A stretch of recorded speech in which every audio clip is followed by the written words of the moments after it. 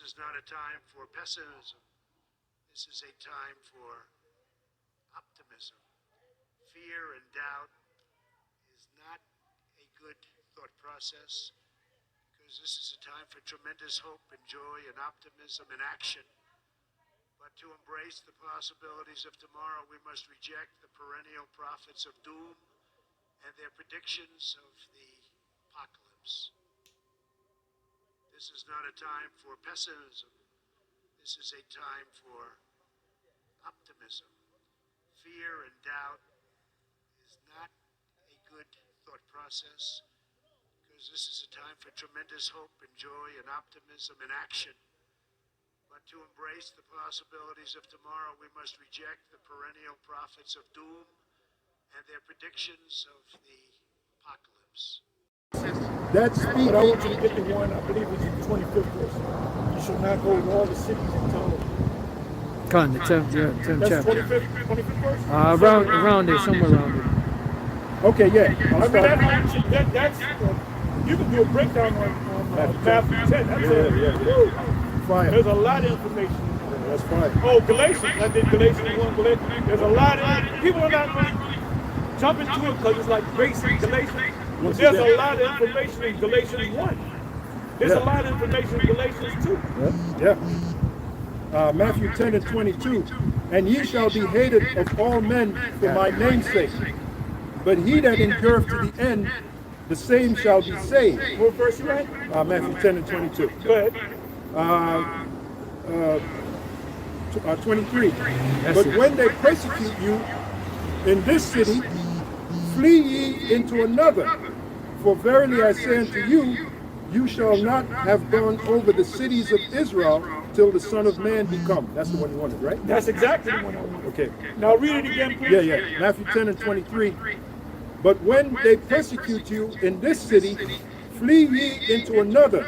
For verily I say unto you, ye shall not have gone over the cities of Israel. You guys are trying to go through all the cities of meaning the cities of Israel, meaning anywhere where Israel is.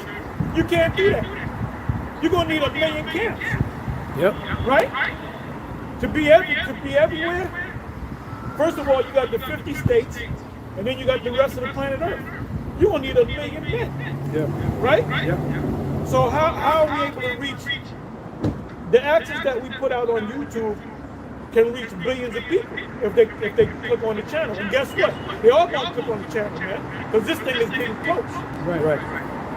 This guy, Biden, he's the first president to mention the word Armageddon. Yeah, check that out. Somebody go to Google and put Biden in Armageddon. Which shows you that they've been So watching. that knows, they show you that they know that that this is the Bible is true. And they've been watching right. us.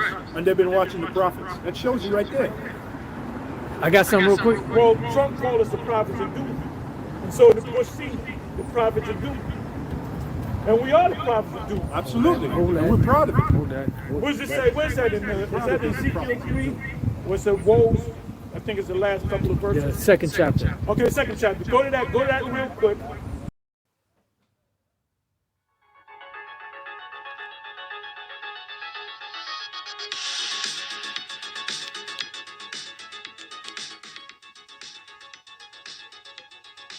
Для защиты России и нашего народа мы, безусловно, используем все имеющиеся в нашем распоряжении средства. Это не блеф.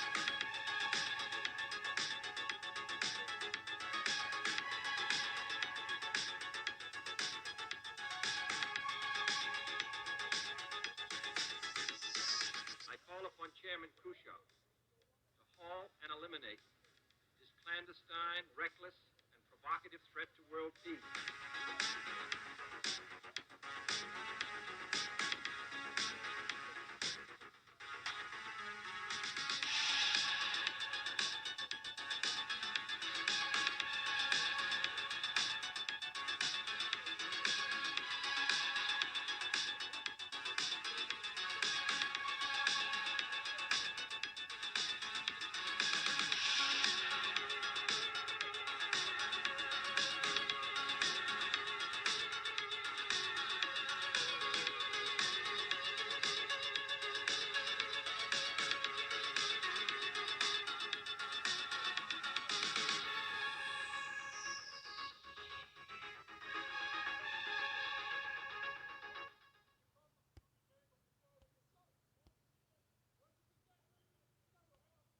President Biden warns the world that we are closer to a nuclear conflict than at any point since the Cuban Missile Crisis in 1962.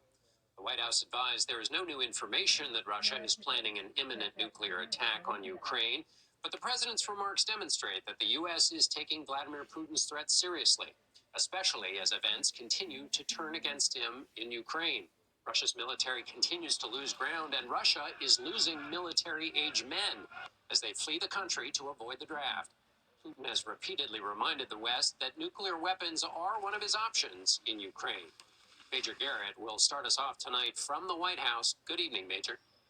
Good evening, John. A midterm election is coming, and voter concern about stability and continuity in times of crisis might emerge as an issue.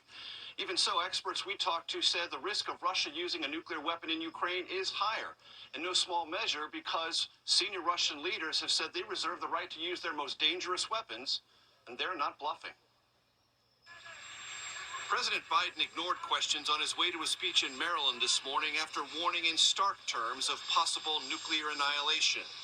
We have not faced the prospect of Armageddon since Kennedy and the Cuban Missile Crisis, the president said at a private fundraiser. I don't think there's any such thing as the ability to easily use a tactical nuclear weapon and not end up with Armageddon. Mr. Biden said Russian President Vladimir Putin, having sustained multiple military setbacks in Ukraine, has no clear end game. Where does he find a way out? Where does he find himself where he does not only lose face, but significant power? Putin has warned recently he might use weapons of mass destruction. The White House said today there is no new intelligence suggesting Russia is taking steps to deploy battlefield nuclear weapons in Ukraine. Barakatah Yahweh, Barakatah Yahweh Shai, Barakatah Yahweh, Barakatah Yahweh Shai, Barakatah Yahweh, Barakatah Yahweh Shai, Ba'ashem, Rakakadash.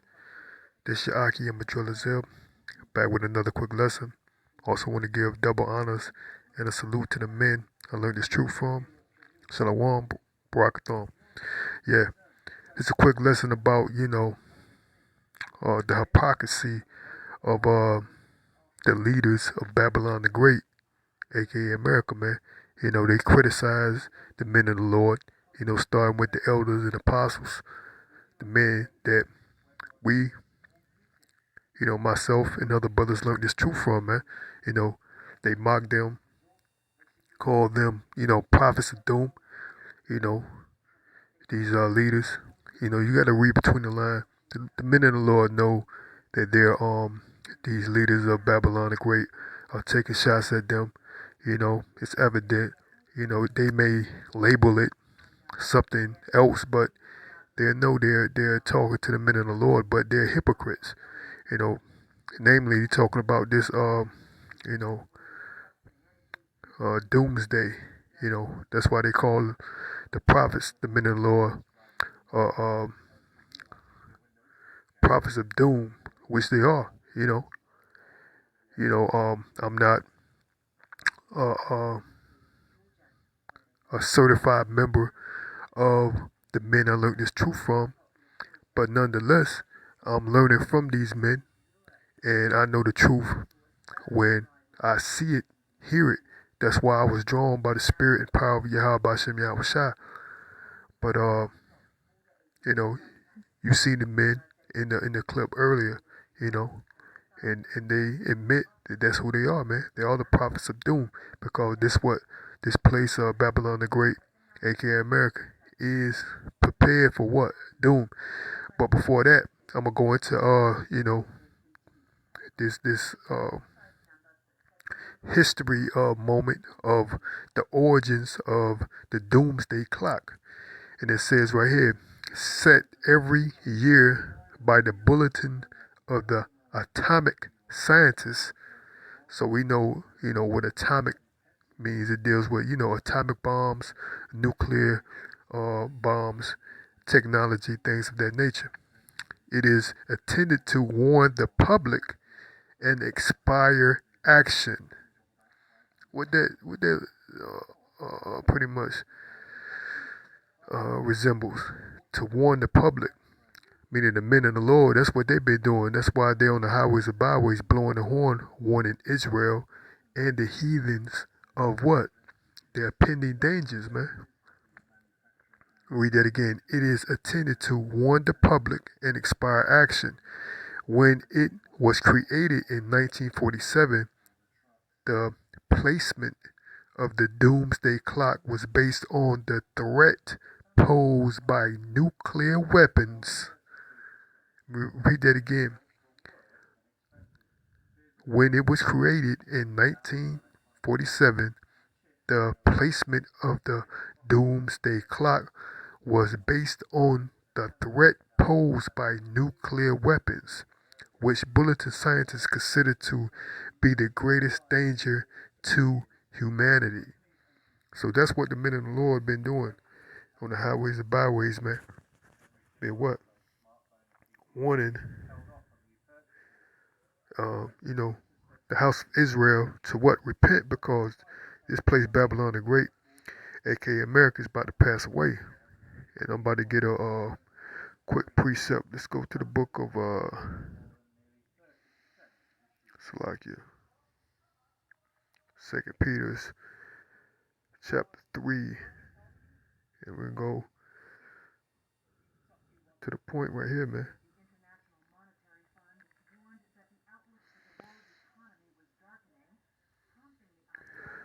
This is the book of 2 Peter, chapter 3, verse 10.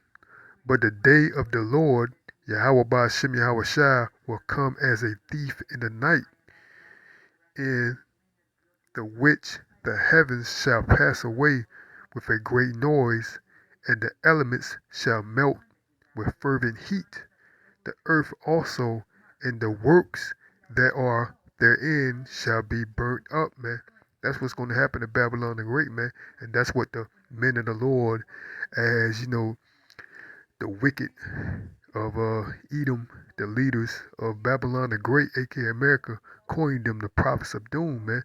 But yet they're hypocrites, because what? They have their atomic scientists that have a doomsday clock that actually does pretty much the same thing. They're giving warning to the public on what their pending dangers of a nuclear annihilation, man. A threat to humanity as they know it, but actually it's a threat to Esau Edom's kingdom. And that's why these nuclear weapons are made, and the reason why they are made, it's like the reason why they are made is to what? Destroy Babylon the Great, aka America, which is Esau Edom's kingdom, man. That's the reason why these nukes, these hyper supersonic nuclear missiles are made, man. And that's why the threats of nuclear annihilation is being talked about, because it's being mentioned in what? Prophecy. Spoken of in what? The book of 2 Peter chapter 3, verse 10, and it's spoken throughout the Bible.